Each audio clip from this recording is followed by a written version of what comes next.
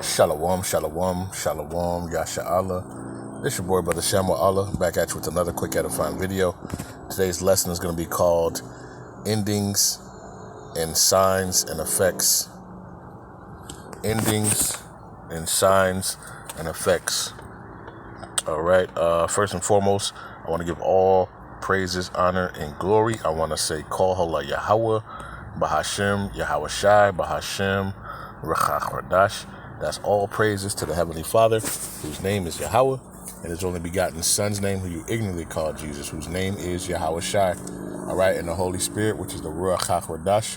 Double honors to the apostles and elders of Great Millstone, who have ruled well through the Spirit and have fed and edified the sheep in these last days, and has pushed this gospel and this truth to the four corners of the earth for these last days of mighty shalom. Another mighty shalom to all you Akim out there laboring on the highways and on the hedges and on the unicorn, which is this internet, pushing this 100% doctrine, this 100% truth to the four corners of the earth in these last days.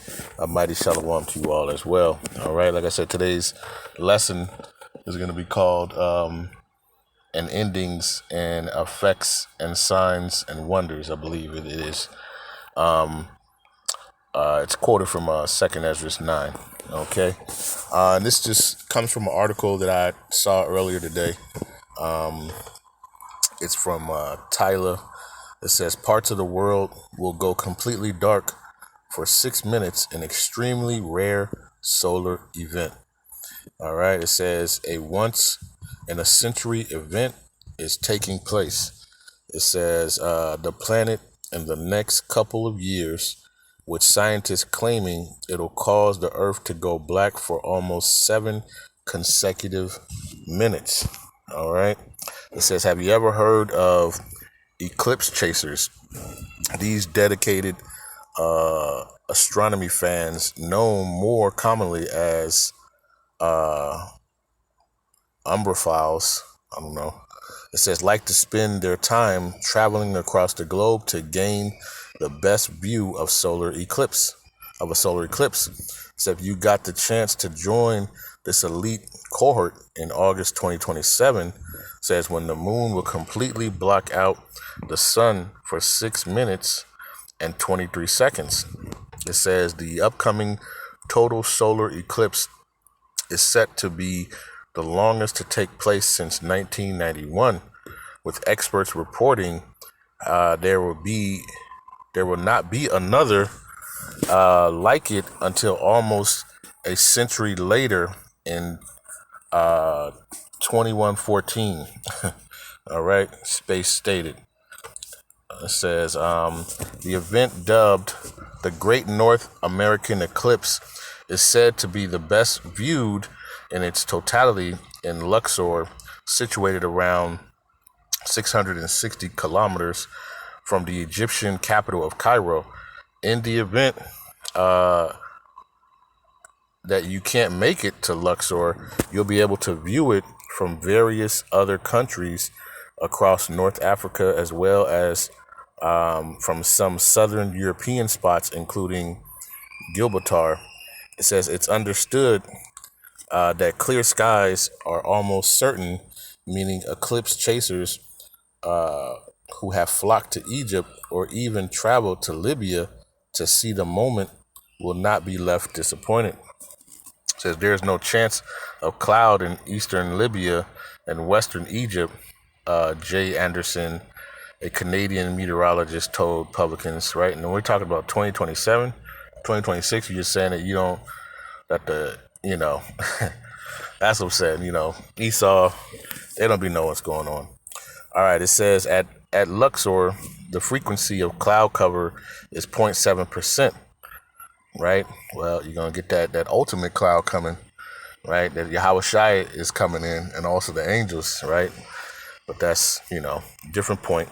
It says at the very worst, you'll get a little bit of thin cirrus cloud wandering through on the jet stream, but what you do get there is dust. It says it's certainly possible that the totality eclipse sun will be viewed through a haze of dust, but that will depend on winds on the day. Apparently, if you happen to be cruising between southwestern Spain and northwestern Morocco in 2027, then you could also catch a good glimpse, Anderson explained.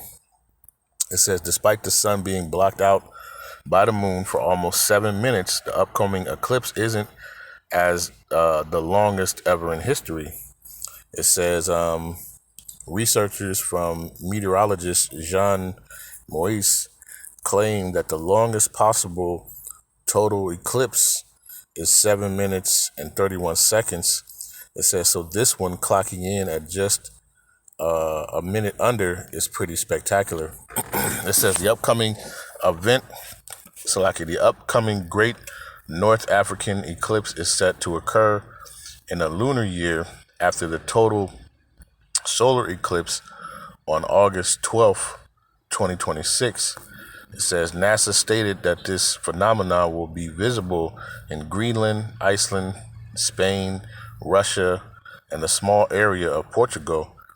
If you're in Europe, Africa, North America, the Atlantic Ocean, the Arctic Ocean, or the Pacific Ocean, then you'll be granted a partial view, the space agency confirmed. All right. Hey, well, Yahawah Bahasham will, Yahawashi comes before that, and you're going to see a great cloud covering everything, But just for the article's sake, right, you see how they keep saying these are once in a lifetime, this and that. We just had an eclipse, right? We just recently had an eclipse, and we just recently had, blood moons, right? We just had lunar eclipses. We had solar eclipses, lunar eclipses, right? So all these things are happening, and they're not by coincidence. All right. These aren't just, once in a lifetime. These are like the scriptures tell you, right? Let's just kind of get into it. All right. I want to go to, matter of fact, let's get 2 Esdras 9, right? That's where I kind of labeled the title off of it, right? 2 Esdras chapter 9, verse 2. It says, then thou shalt understand that it is the very same time when the highest, right, Yahawah Bahasham will begin to visit the world which he made. It says, therefore, when there shall be seen earthquakes and uproars of the people in the world, then thou shalt well understand that the Most High spake of these things from the days that were before thee, even from the beginning. For like as all in the that is made in the world hath a beginning and an end, and the end is manifest. Okay, and we see the end manifesting itself. All right, it says, even so the times also of the highest have plain beginnings and wonders and powerful works and endings and effects and signs, right? That's what I was going to label the title this lesson, right? It says, and endings and effects and signs.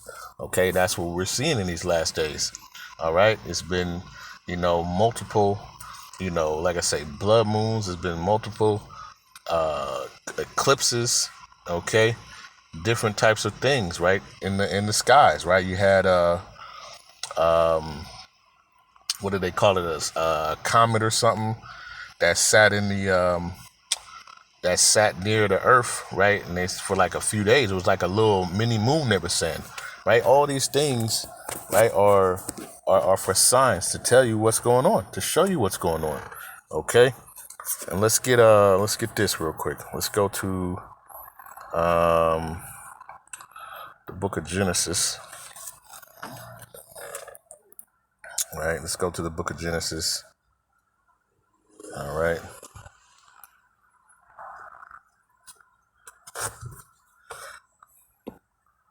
Let's go to Genesis 1, right, with the Elohim.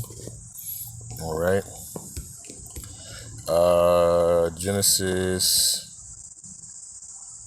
Start at Genesis 1 and 13. It says, and the evening and the morning were the third day. It says, and the Elohim said, let there be lights in the firmament of the heaven to divide the day from the night, and let them be for signs and for seasons and for days, and for years.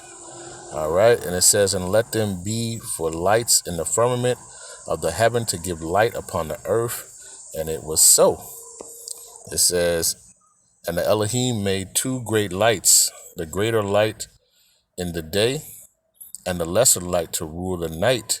He made the stars also. Okay. And it says, and the Elohim set them in the firmament of heaven to give light upon the earth. Okay. It says, and to rule over the day and over the night, and to divide the light from the darkness. And the Elohim saw that it was good. Okay. So Yahawashi and the angels, right, when they're, preparing the world, right, and the universe and everything else, right, they created in the heavens, they created the moon and the sun, right, and the stars and the comets, all that stuff, as for signs and for wonders, for seasons and different things. Okay. So it says, verse number 14 again, and it says, and the Elohim said, let there be lights in the firmament of the heaven to divide the day from the night, and let them be for signs. Okay. So these things are for signs. All right. These are for signs in the world. So you see these different things.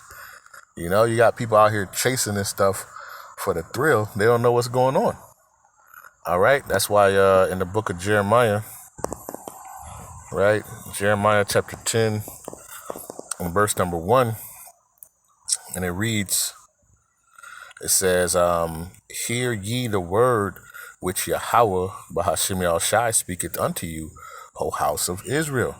It says, thus saith Yahawah, Bahasham, learn not the way of the heathen, and be not dismayed at the signs of heaven, for the heathen are dismayed at them. All right, so you shouldn't be, all bugged out, when you see these things, right? You got people, man, losing their mind, right? When that solar eclipse happened, you had people, man, totally bugging out, right? Totally bugging out. But you understand that these things are for signs, all right? And you saw in the second Esdras 9, these things are for the signs of the end, okay? The signs of the end that is showing, that is manifesting itself. All right. So our people need not be dismayed at that. All right. Dismayed when they see these signs in heaven. Right. You got regular Jake, man. They seeing stuff.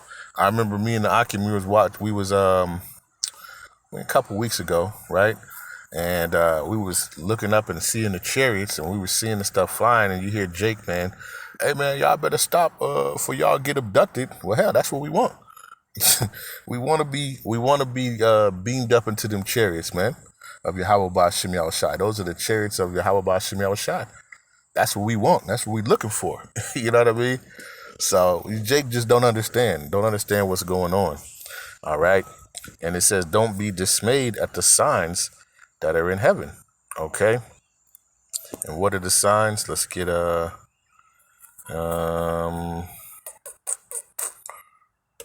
go to the book of Amos, right? 2. Amos chapter 2, and I believe it is Salakia. Salakia. Acts 2. All right. Acts 2 and 19. Okay. It says, Acts chapter 2 verse 19, it says, and I will show wonders in heaven above and signs in the earth beneath, blood and fire and vapor of smoke. It says, the sun shall be darkened, Salaki, the sun shall be turned into darkness, and the moon into blood before the great and notable day of Yahawah Bahasham Yahawashi come. Okay, so understand that these things are set up to show what's going on. These things are set up to show the times that we're in. Okay, so when you see these things, Don't just take them for face value. Oh, yes, the eclipse, right? Let me just go back to watching Sports Center. No. These things are to show you, as tokens of where the time that we're in. Okay. And, in this book of Acts, it was actually going after Joel. So let's get that, right? Joel 2, and I believe it's 30, if I'm mistaken. Joel chapter 2 and verse number 30. All right. It says the day of Yahawah Bahasham Yahawashi. Okay. So the Lord is showing and giving signs, showing, where we're at in this times. Okay. And you see how these things are becoming quicker and quicker. All right. Before, you don't really hear too much about eclipses and different things. I remember the last one that I can kind of think of before these last couple ones that have been happening. I think I was like a kid or something, man, So, but it says, Joel chapter 2 and verse 30, it says, and I will show wonders in the heavens and in the earth, blood and fire and pillars of smoke. The sun shall be turned into darkness and the moon into blood before the great and terrible day of Yahawah Bahasham Yahawashi come. Okay. So one of the signs is that the Lord is going to show, all right, these signs of these different things. Okay. Let's get Luke, right? We'll probably close it out on after this one, after these little couple right here. So Luke 21, let's go to verse number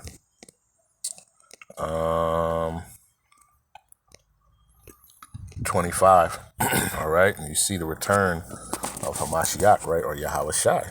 Okay, these are the signs that show you that his coming is near. All right, that's why it says, for now is our salvation nearer than we believe. Okay. This is Luke chapter 21 and verse number 25. It says, there shall be signs in the sun and in the moon and in the stars, and upon the earth distress of nations with perplexity, the sea and the waves roaring. Okay. So there are going to be signs in the sun and in the moon and in the stars, right? And before Yahawashi returns. Okay. There's going to be all types of things going on, right?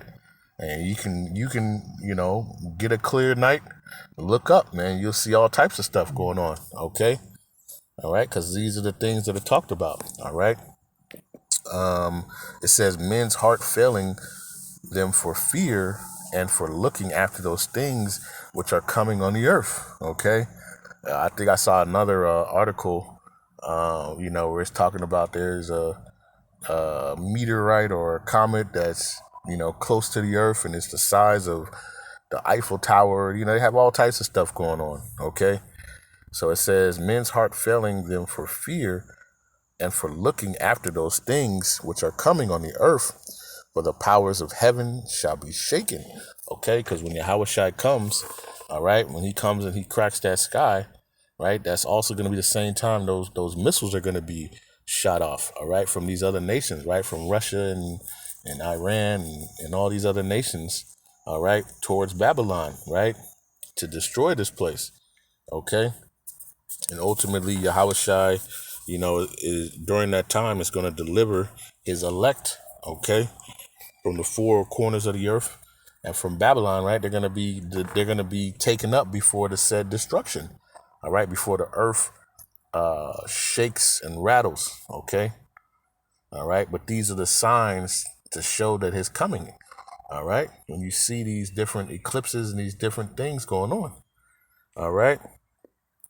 It says, and then shall they see the Son of Man coming in a cloud with power and great glory, all right? And listen, we praying, that, it'll be much cloudier before this eclipse happens. All right, meaning Yahawashi returning, sooner. All right, we We patiently wait, all right? But we eagerly wait, all right, for the coming of Yahawah Bahasham Yahawashi. And we know that these prophecies and things must happen before he comes, okay? So we know that the MOTB must be implemented, all right? And once that's implemented, then we know after that, the implementation of that, we know that those missiles or those arrows can start flying, all right? And we know when those arrows fly, hey, that salvation is right there, man. It said that the righteous shall scarcely be saved, okay? But it says, verse 28, it says, and when these things begin to come to pass, then look up and lift up your heads, for your redemption draweth nigh. All right? Because when all these things going on, when you see these things, you should be continue to look up, man. Right? You can see the chariots of Yahawah Shemel Shai going to and fro, all right, throughout the earth. All right, like it was said in the scriptures, man. All right, they're up there. All right, they're getting ready, they're getting prepared. All right. When they get that call, that's when they're gonna go and make it happen. Okay. So, like I said, I just wanted to do this quick lesson. Lord's will, this was edifying, right? But with that, I want to give all praises, honor, and glory. I want to say, call Yahawah, Bahasham, Yahawashi, Bahasham, Rawchaa, Qadash. Peace and blessings to the elect of the 12 tribes scattered abroad. A mighty shalom to the 144,000 men. Double honors to the apostles and elders, a great millstone who have ruled well through the Spirit and have fed and edified the sheep in these last days. Another mighty shalom to the rest of the elect out there, man. Stay diligent, stay focused, keep praying for one another. Continue to watch and don't be dismayed. All right. Understand that these things were set up, all right, to manifest the end, all right, with signs and effects, all right. And we use that to diligently seek out, the time that we're in, okay. So with that, I'll say a ball, and shalom.